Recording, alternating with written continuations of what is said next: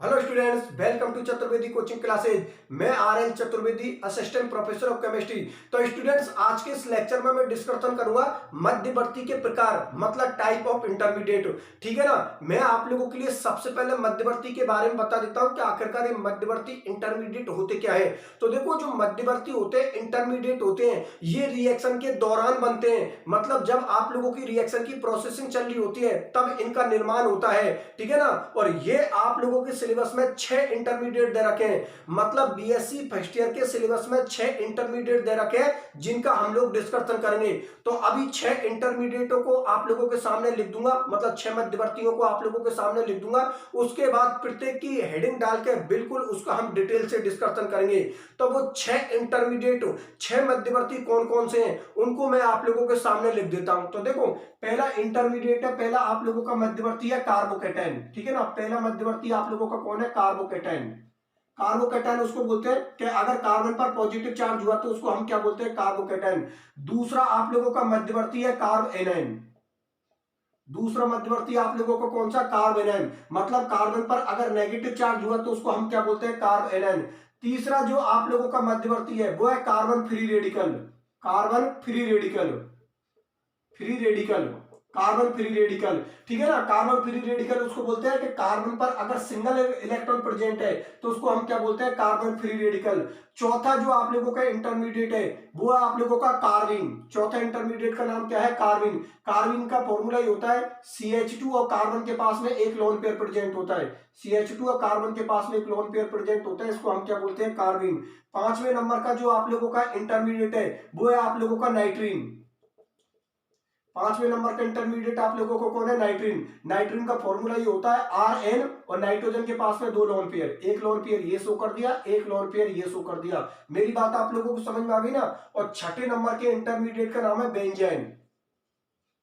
छठे नंबर के इंटरमीडिएट का नाम क्या है? बेंजाइन। और बेंजाइन का फॉर्मूला ये होता है। ठीक है ना। ये फॉर्मूला किसका होता है? बेंजाइन का होता है। चलो ठीक है, एक बार मैं फिर से बता देता हूं। आप लोगों के बीएससी फर्स्ट ईयर के सिलेबस में 6 इंटरमीडिएट दे रखे हैं, 6 मध्यवर्ती दे रखे हैं। ठीक है ना। वो 6 मध्यवर्ती कौन कौन से हैं उनका डिस्कशन मैंने आप लोगों के सामने कर लिया। ठीक है ना। पहला इंटरमीडिएट कौन सा है आप लोगों का? कार्बोकेटाइन। कार्बोकेटाइन उनको बोलते हैं हम, अगर कार्बन पर पॉजिटिव चार्ज है तो उसको हम क्या बोलते हैं? कार्बोकेटाइन। दूसरे नंबर के इंटरमीडिएट का नाम है कार्ब एनाइन। मतलब कार्बन पर अगर नेगेटिव चार्ज प्रेजेंट है तो उसको हम क्या बोलते हैं? Carb A9. ठीक है ना। तीसरे नंबर के इंटरमीडिएट का नाम है कार्बन फ्री रेडिकल। मतलब कार्बन पर अगर सिंगल इलेक्ट्रॉन प्रेजेंट हुआ तो उसको हम क्या बोलते हैं? Carbon free radical. चौथे नंबर के इंटरमीडिएट का नाम है कार्बिन। कार्बिन का फॉर्मूला होता है CH2 और कार्बन के पास में एक लोन पेयर प्रेजेंट होता है। ये रहा आप लोगों का। ठीक है ना। पांचवें नंबर के इंटरमीडिएट का नाम है नाइट्रीन। नाइट्रीन का फॉर्मूला ये होता है आप लोगों का RN, और नाइट्रोजन के पास में दो लोन पेयर प्रेजेंट होते हैं। एक लोन पेयर आप लोगों का ये रहा, एक लोन पेयर आप लोगों का ये रहा। और जो छठे नंबर का इंटरमीडिएट है उसका नाम है बेंजाइन। ठीक है ना। बेंजाइन आप लोग अच्छी तरीका से जानते हो, इंटरमीडिएट होता है। और ये जो आयन होता है 11th 12th क्लासों में खूब आप लोगों ने पढ़ा होगा। ये आयन किसका अनुलग्न होता है, किसका सफिक्स होता है? ट्रिपल बॉन्ड का होता है। ठीक है ना। ट्रिपल बॉन्ड का जो अनुलग्न होता है वो क्या होता है? आयन। ठीक है ना। तो ये कौन सा हो गया आप लोगों के? यहाँ पर ट्रिपल बॉन्ड है तो इसका नाम क्या होगा? बेंजाइन। ठीक है ना।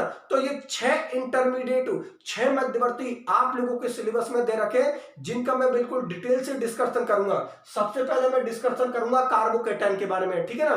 कार्बोकेटाइन हम फर्स्ट इंटरमीडिएट को लेंगे, फिर इसको बिल्कुल डिटेल से डिस्कशन करके फिर कार्ब एनाइन का डिस्कशन करेंगे, कार्बन फ्री रेडिकल का करेंगे, कार्बिन का करेंगे, नाइट्रीन का करेंगे, बेंजाइन का करेंगे। ठीक है ना। फिर उसके बाद आप लोगों के इंटरमीडिएट खत्म हो जाएंगे। मेरी बात आप लोगों को समझ में आ गई? चलो ठीक है, बहुत अच्छी बात है। मैं पहले इंटरमीडिएट को ले लेता हूं, कार्बोकेटाइन। तो चलो ठीक है, बाकी को और को मिटा देता हूं।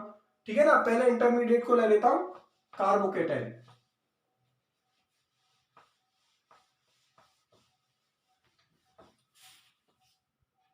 ठीक है ना। अब आप लोगों की पहली हेडिंग हो गई कार्बोकेटाइन। अब मैं कार्बोकेटाइन का बिल्कुल डिटेल से डिस्कशन करूंगा।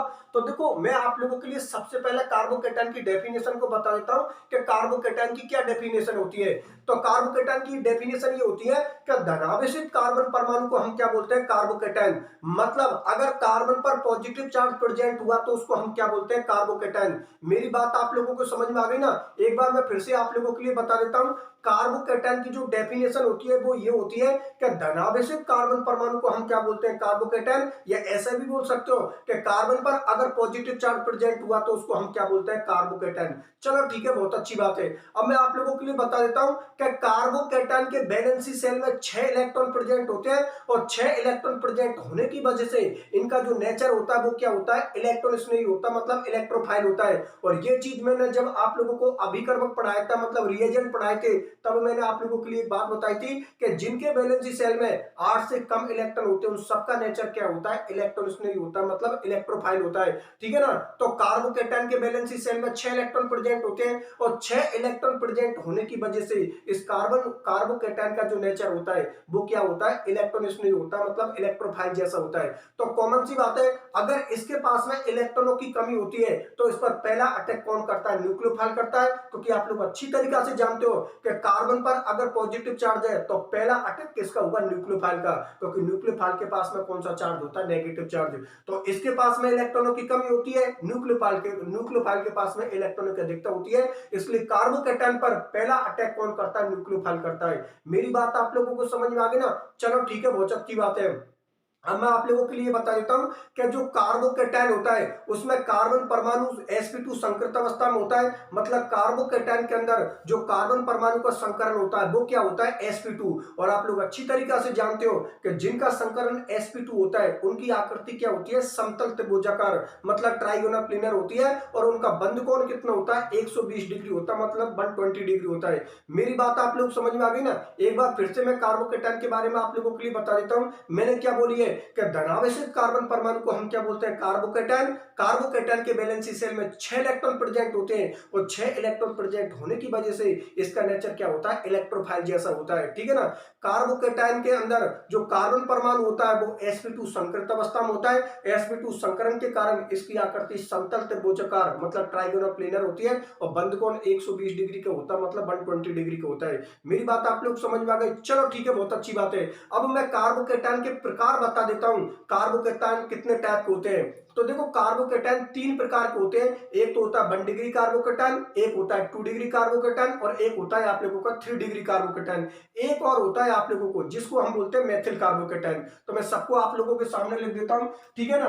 कुछ एग्जाम्पल ले रहा हूं, कुछ एग्जाम्पल के आधार पर मैं कार्बोकेटायन के प्रकार बता दूंगा आप लोगों के लिए, ठीक है ना। तो देखो एग्जाम्पल को देख लो। एक एग्जाम्पल मैंने ये ले लिया आप लोगों के सामने, एक एग्जाम्पल मैंने ये ले लिया,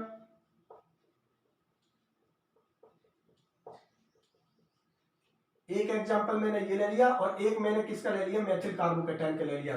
तो इधर देखिए, देखो मैंने क्या बात बोली आप लोगों के उसके सामने कि कार्बोकेटायन कितने प्रकार के होते हैं, 3 प्रकार के होते हैं। एक तो 1 डिग्री कार्बोकेटायन होता है, एक 2 डिग्री कार्बोकेटायन होता है, एक 3 डिग्री कार्बोकेटायन होता है, ठीक है ना। और एक कार्बोकेटायन और होता है जिसको हम टाइप से अलग रखते हैं, वो कौन होता है, आप लोगों का मेथिल कार्बोकेटायन। चलो ठीक है, बहुत अच्छी बात है। अब मैं सबसे पहले आप लोगों के लिए बताता हूं कि 1 डिग्री कार्बोकेटायन की आप लोग कैसे पहचान करोगे।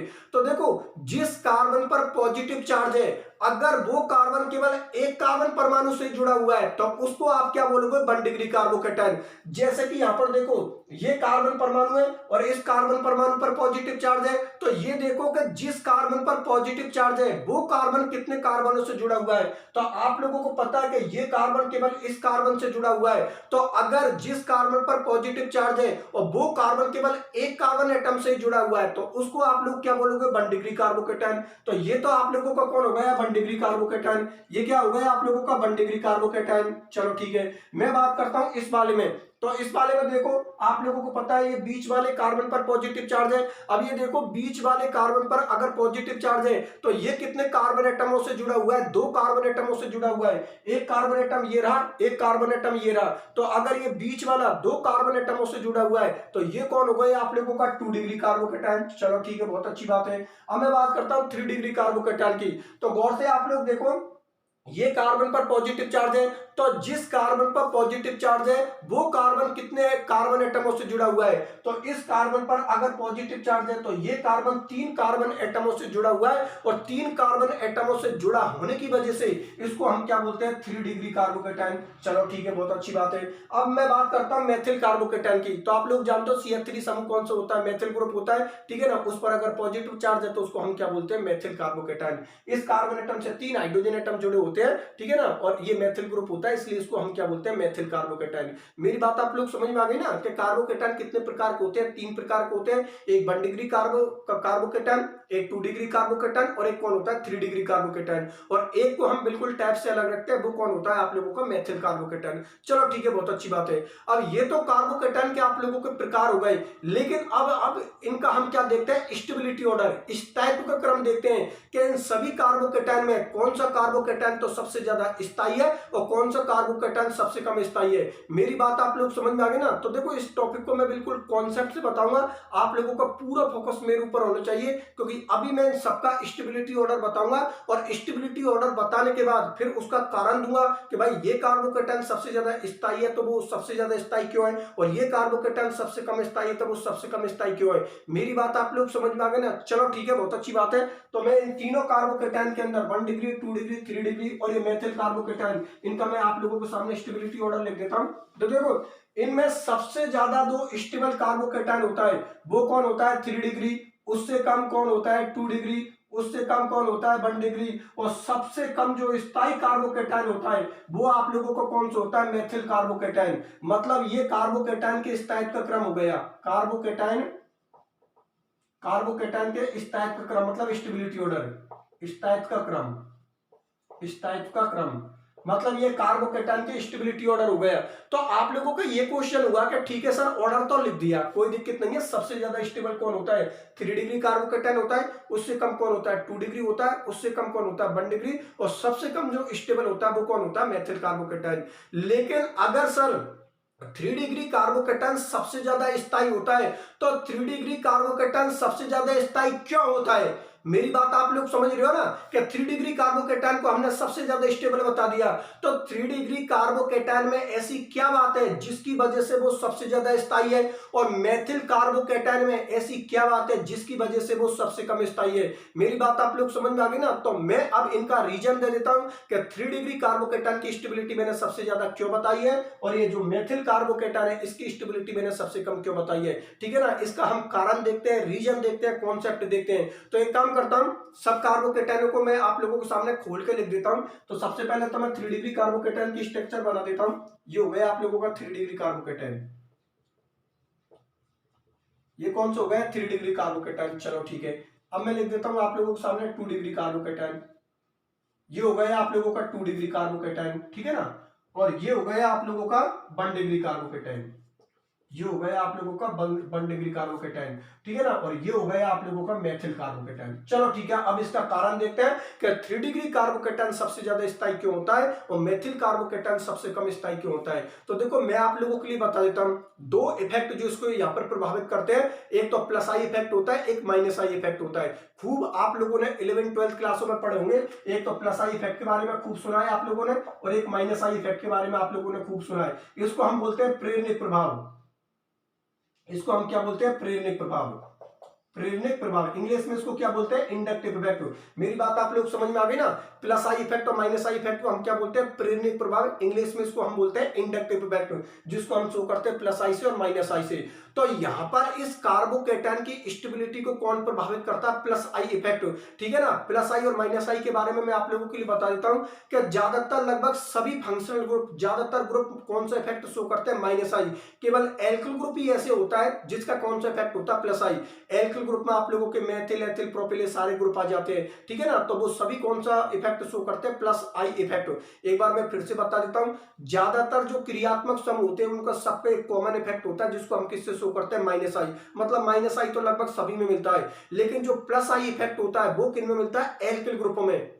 एल्किल ग्रुप आप लोगों के मेथिल, एथिल, प्रोपिल, ब्यूटिल, ये सभी कौन होते हैं, एल्किल ग्रुप होते हैं। तो यहां पर हम बात करेंगे कि जिस कार्बन पर पॉजिटिव चार्ज है उससे तीनों साइड कौन जुड़े हैं, आप लोगों के मेथिल ग्रुप। और मैंने क्या बात बोली है कि मेथिल ग्रुप का कौन सा इफेक्ट होता है, प्लस आई इफेक्ट होता है, ठीक है ना। अब ये जो प्लस आई इफेक्ट और माइनस आई इफेक्ट का क्या नेचर होता है कि जिन ग्रुपों का प्लस आई इफेक्ट होता है वो हमेशा रिंग को इलेक्ट्रॉन डोनेट करते हैं, अर्थात रिंग को इलेक्ट्रॉन देते हैं, और जिनका इफेक्ट माइनस आई होता है वो हमेशा रिंग से इलेक्ट्रॉनों को अपनी ओर आकर्षित करते हैं। एक बार फिर से मैं आप लोगों के लिए बता देता हूं कि जिनका इफेक्ट प्लस आई होता है, कोई भी क्रियात्मक समूह या कोई भी ग्रुप जिनका इफेक्ट प्लस आई होता है वो हमेशा रिंग को इलेक्ट्रॉन डोनेट करते हैं, कार्बन को इलेक्ट्रॉन डोनेट करते हैं, मतलब देते हैं, और जिनका इफेक्ट माइनस आई होता है वो हमेशा रिंग से इलेक्ट्रॉन अपनी ओर आकर्षित करते हैं, या ऐसा बोल सकता हूं कार्बन से इलेक्ट्रॉन अपनी ओर आकर्षित करते हैं। तो ये जो प्लस आई इफेक्ट वाले ग्रुप होते हैं ये हमेशा इलेक्ट्रॉन डोनेट करते हैं, इलेक्ट्रॉन देते हैं, और जो माइनस आई इफेक्ट वाले ग्रुप होते हैं वो हमेशा इलेक्ट्रॉन अपनी ओर आकर्षित करते हैं।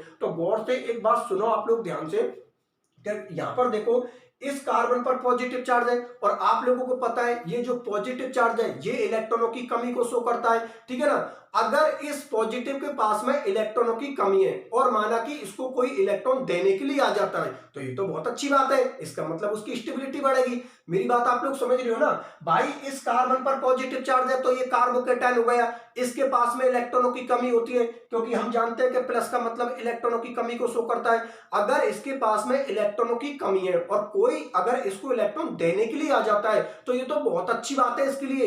इसका मतलब ये हुआ कि अगर कोई भी ग्रुप इसको इलेक्ट्रॉन डोनेट करता है तो इसकी स्टेबिलिटी बढ़ेगी। और अभी मैंने आप लोगों से क्या बोली है कि जो एल्किल ग्रुप होते हैं, मेथिल, एथिल, प्रोपिल, कोई भी एल्किल ग्रुप होता है उन सबका कौन सा इफेक्ट होता है, प्लस आई इफेक्ट, और प्लस आई इफेक्ट वाले हमेशा इलेक्ट्रॉन डोनेट करते हैं। इसका मतलब ये हुआ कि इस कार्बोकेटायन से, ये 3 डिग्री कार्बोकेटायन से कितने मेथिल ग्रुप जुड़े हुए हैं, 3 मेथिल ग्रुप जुड़े हुए हैं, और तीनों मेथिल ग्रुपों को कौन सा इफेक्ट होता है, प्लस आई। ये रहा मेथिल ग्रुप, इसका कौन सा इफेक्ट होता है, प्लस आई। ये रहा मेथिल ग्रुप, इसका कौन सा इफेक्ट होता है, प्लस आई। और ये रहा मेथिल ग्रुप, इसका कौन सा इफेक्ट होता है, प्लस आई। तो देखो इस कार्बन को कितने मेथिल ग्रुप इलेक्ट्रॉन डोनेट कर रहे हैं, यहां पर 3 मेथिल ग्रुप इलेक्ट्रॉन डोनेट कर रहे हैं क्योंकि तीनों का कौन सा इफेक्ट है, प्लस आई।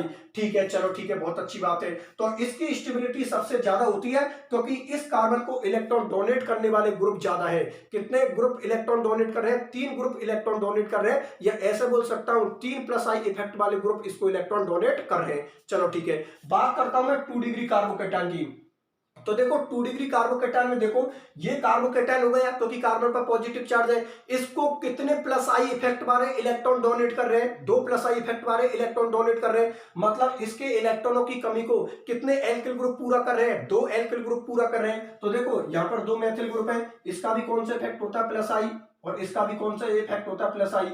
ये यहाँ पर ये इसको, इस कार्बन को इलेक्ट्रॉन डोनेट कर रहे हैं तो इलेक्ट्रॉन डोनेट करने के सिंबल को मैं इस तरीका से शो कर देता हूँ। इस सिंबल का मतलब समझे कि यहाँ पर ये मेथिल ग्रुप इस कार्बन को इलेक्ट्रॉन डोनेट कर रहा है और यहाँ पर ये मेथिल ग्रुप इस कार्बन को इलेक्ट्रॉन डोनेट कर रहा है। क्यों? क्योंकि इन दोनों का कौन सा इफेक्ट है, प्लस आई। यहाँ पर भी मैं शो कर देता हूँ, यहाँ पर कितने ग्रुप इलेक्ट्रॉन डोनेट कर रहे थे, 3 ग्रुप इलेक्ट्रॉन डोनेट कर रहे थे। तो 3 डिग्री कार्बोकेटायन की सबसे ज्यादा स्टेबिलिटी होती है क्योंकि वहां पर कार्बन की कमी को कितने एल्किल ग्रुप पूरा करते हैं, 3। 2 डिग्री कार्बोकेटायन की थोड़ी कम होती है 3 डिग्री के कंपेयर में। क्यों? क्योंकि यहां पर इस कार्बन के इलेक्ट्रॉनों की कमी को कितने एल्किल ग्रुप पूरा कर रहे हैं, 2 एल्किल ग्रुप। चलो ठीक है, बहुत अच्छी बात है। मैं बात करता हूं यहां पर 1 डिग्री कार्बोकेटायन की। यहां पर ये कौन हो गया आप लोगों का 3 डिग्री कार्बोकेटायन, ये कौन हो गया 2 डिग्री कार्बोकेटायन, और ये हो गया आप लोगों का 1 डिग्री कार्बोकेटायन। तो देखो इस कार्बन पर पॉजिटिव चार्ज है तो ये कार्बोकेटायन हो गया। ये कार्बोकेटायन या ये कार्बन कितने एल्किल ग्रुपों से जुड़ा हुआ है, 1 एल्किल ग्रुप से जुड़ा हुआ है। इसका मतलब ये हुआ कि यहां पर इस कार्बन की कमी को केवल एक ही एल्किल ग्रुप पूरा कर रहा है, ठीक है ना, एक ही एल्किल ग्रुप पूरा कर रहा है, इसलिए इसकी स्टेबिलिटी 3 डिग्री और 2 डिग्री से क्या होती है, कम होती है, ठीक है ना। बात करता हूं मैं मेथिल कार्बोकेटायन की। तो आप लोग अच्छी तरीके से जानते हो कि इस कार्बन पर पॉजिटिव चार्ज है और उस कार्बन से 3 जगह पर हाइड्रोजन जुड़े हैं। जैसे मैं खोल के लिख देता हूं, ये आप लोगों का मेथिल कार्बोकेटायन हो गया, ये हाइड्रोजन जोड़ दिया, ये हाइड्रोजन जोड़ दिया, ये हाइड्रोजन जोड़ दिया। चलो ठीक है, और आप लोग अच्छी तरीके से जानते हो कि हाइड्रोजन का कोई इफेक्ट नहीं होता, ना ही तो हाइड्रोजन का प्लस आई इफेक्ट होता है, ना ही हाइड्रोजन का माइनस आई इफेक्ट होता है, ठीक है ना। इसलिए इसकी कमी को कोई पूरा नहीं करेगा, इसकी कमी को कोई पूरा नहीं करेगा, तो इसकी स्टेबिलिटी सबसे कम होती है। मेरी बात आप लोगों को समझ में आ गई ना। एक बार मैं फिर से आप लोगों के सामने इस टॉपिक को एक्सप्लेन कर देता हूं। मैंने ये बात बताई है आप लोगों के सामने कि जो कार्बोकेटायन होते हैं वो कितने प्रकार के होते हैं, 3 प्रकार के होते हैं। 1 degree carbocation, 2 degree carbocation, 3 degree carbocation, और एक मेथिल कार्बोकेटायन होता है जिसको हम इसके टाइप से बिल्कुल अलग कर देते हैं। चलो ठीक है, इन चारों को स्टेबिलिटी ऑर्डर में हम लोग ये देखते हैं कि जो 3 डिग्री कार्बोकेटायन होता है वो सबसे ज्यादा स्टेबल होता है? वो सबसे ज्यादा स्टेबल इसलिए होता है क्योंकि इस कार्बन से जो 3 एल्किल ग्रुप जुड़े हैं, इन एल्किल ग्रुप का प्लस आई इफेक्ट होता है, और प्लस आई इफेक्ट का मतलब होता है वो हमेशा कार्बन को या रिंग को इलेक्ट्रॉन डोनेट करते हैं, रिंग को इलेक्ट्रॉन देते हैं। तो देखो इसके पास में इलेक्ट्रॉनों की कमी है क्योंकि पॉजिटिव चार्ज है, और अगर इसको कोई इलेक्ट्रॉन देने वाला मिल रहा है तो ये तो इसके लिए बहुत अच्छी बात है, भाई उसकी कमी पूरी हो रही है, कमी पूरी हो रही है तो कॉमन सी बात है उसकी स्टेबिलिटी सबसे ज्यादा होती है। और 3 डिग्री कार्बोकेटाइन से कम स्टेबिलिटी किसकी होती है? 2 डिग्री की, क्योंकि यहाँ पर इस कार्बन के इलेक्ट्रॉनों की कमी को कितने एल्किल ग्रुप पूरा करते हैं? 2 एल्किल ग्रुप पूरा करते हैं। और जो 1 डिग्री कार्बोकेटाइन होती है उसकी इन दोनों के कंपेयर में स्टेबिलिटी कम होती है, क्योंकि यहाँ पर इस कार्बन की जो इलेक्ट्रॉनों की कमी को एक ही एल्किल ग्रुप पूरा कर रहा है, एक एल्किल ग्रुप पूरा कर रहा है तो इसकी स्टेबिलिटी इन दोनों के कंपेयर में कम होगी। और जो मेथिल कार्बोकेटाइन होगा उसकी स्टेबिलिटी इन तीनों के कंपेयर में सबसे कम होगी, क्योंकि हाइड्रोजन से जो कार्बन से हाइड्रोजन जुड़े हैं उनका कोई भी इफेक्ट नहीं होता, ना ही तो प्लस आई इफेक्ट होता है ना ही माइनस आई इफेक्ट होता है। इसलिए इस कार्बन के इलेक्ट्रॉनों की कमी को यहाँ पर कोई भी पूरा नहीं करेगा, उसके पास कमी बनी रहेगी, कमी बनी रहेगी। तो ये कौन हो जाएगा आप लोगों का? मेथिल कार्बोकेटाइन, जिसकी स्टेबिलिटी सबसे कम होती है। मेरी बात आप लोगों को समझ में आ गई? चलो ठीक है, बहुत अच्छी बात है। तो देखो ये आप लोगों को स्टेबिलिटी ऑर्डर समझ में आ गया ना कि 3 डिग्री कार्बोकेटाइन की स्टेबिलिटी सबसे ज्यादा क्यों होती है? क्योंकि प्लस आई इफेक्ट की वजह से। उससे कम किसकी होती है? 2 डिग्री कार्बोकेटाइन की। उससे कम किसकी होती है? 1 डिग्री कार्बोकेटाइन की। सबसे कम किसकी होती है? मेथिल कार्बोकेटाइन की। चलो ठीक है, बहुत अच्छी बात है। ये टॉपिक आप लोगों का कंप्लीट होता है, कार्बोकेटाइन की स्टेबिलिटी का ऑर्डर। चलो ठीक है, जो आप लोगों का टॉपिक है उसका नाम है कार्बोकेटाइन के स्थायित्व को प्रभावित करने वाले कारक। मतलब कौन कौन से ऐसे फैक्टर हैं जो कार्बोकेटाइन की स्टेबिलिटी को बढ़ाएंगे और कौन कौन से ऐसे फैक्टर हैं जो कार्बोकेटाइन की स्टेबिलिटी को घटाएंगे। ठीक है ना, इसी टॉपिक का डिस्कशन करूंगा मैं अगले लेक्चर में। ठीक है ना, आज के लेक्चर को मैं यहीं तक रखता हूं। यहां तक प्रत्येक स्टूडेंट अपनी सारी क्लासों को अच्छी तरीके से क्लियर कर लेना। ठीक है ना, और जिन स्टूडेंटों के पास में नोट्स नहीं है उन सभी स्टूडेंट्स के लिए मैं बता देता हूं कि आप लोगों के कंप्लीट नोट्स, लास्ट ईयर के पेपर और आप लोगों की regular class Chaturvedi coaching classes app पर चल रही है। तो जिन स्टूडेंटों ने अब तक चतुर्वेदी कोचिंग क्लासेज ऐप को ज्वाइन नहीं किया है वो सभी स्टूडेंट प्ले स्टोर से जाकर चतुर्वेदी कोचिंग क्लासेज ऐप को डाउनलोड कर लेना, और डाउनलोड करते ही वहां पर आप लोग बैच में ऐड हो जाना। ठीक है ना, वहां पर आप लोग कंप्लीट जो आप लोगों की रेगुलर क्लास है वो मिल जाएंगी। ठीक है ना, उसके बाद आप लोगों के कंप्लीट नोट्स हिंदी मीडियम और इंग्लिश मीडियम में वो मिल जाएंगे। साथ के साथ में आप लोगों को लास्ट ईयर के पेपर भी मिल जाएंगे, जिससे आप लोगों को पता लग जाएगा कि एग्जाम में इस प्रकार से क्वेश्चन बनते हैं। मेरी बात आप लोग समझ में आ गई ना? जिन स्टूडेंटों ने अब तक चैनल को सब्सक्राइब नहीं किया है वो सभी स्टूडेंट चैनल को सब्सक्राइब कर देना, वीडियो को लाइक कर देना, और जितने भी आप लोगों के फ्रेंड हैं उन सभी फ्रेंड के बीच में इसकी लिंक को शेयर कर देना, जिससे ज्यादा से ज्यादा स्टूडेंट्स इस चैनल से जुड़ जाएं। मेरी बात आप लोग समझ में आ गई? चलो ठीक है, बहुत अच्छी बात है। ठीक है स्टूडेंट्स, फिर मिलते हैं अगले लेक्चर में। धन्यवाद।